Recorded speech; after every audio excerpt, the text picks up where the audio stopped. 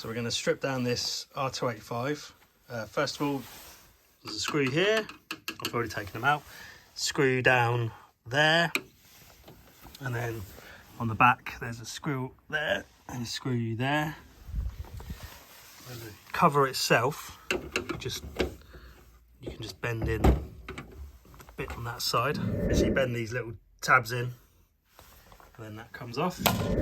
We'll probably need to clip this off the back as well.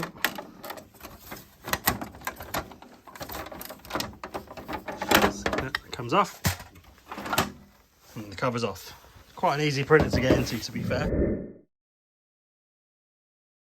There's this we need to remove.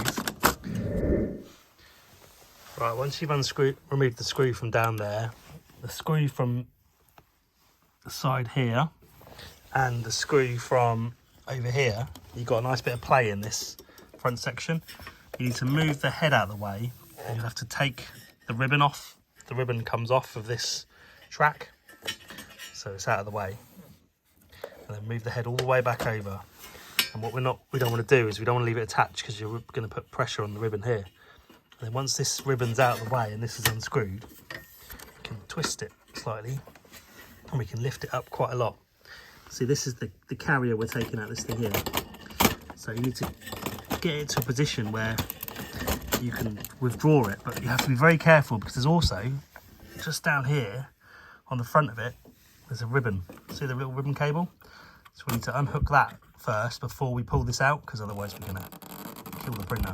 So we'll move that out of the way. We'll unhook the cable.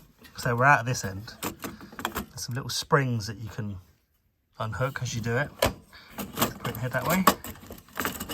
Right, if we give this a nice little yank, it should come out the other end. Okay. That's that out. Make sure we recover any bits that are in there. So then what we're going to do now is screw this back in and put the ribbon cable for the head back into it.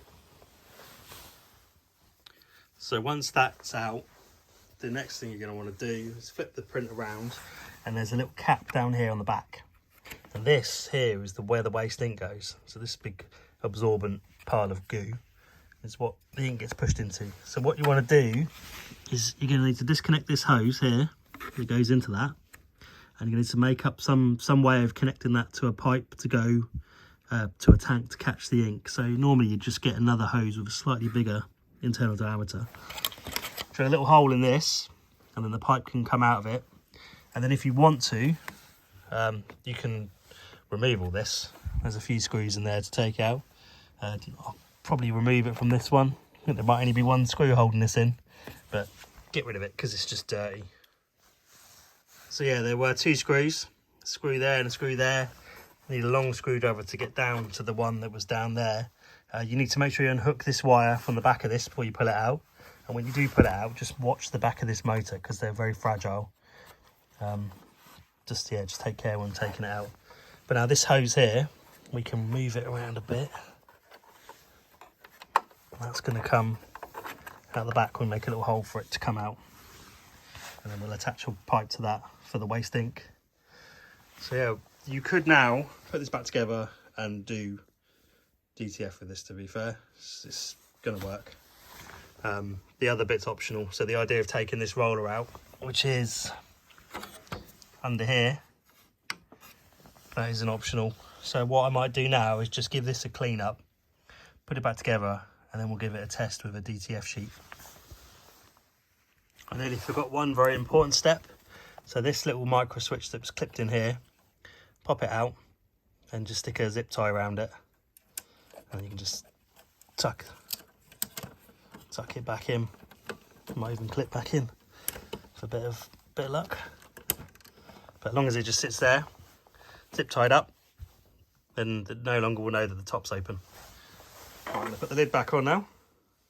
So another thing I decided to do while the case was off was cut out the join here that went there and cut a bit off the end of the case. So when it goes back together, you can see everything. You can see exactly where the head is. and all the sys lines and stuff won't get damaged.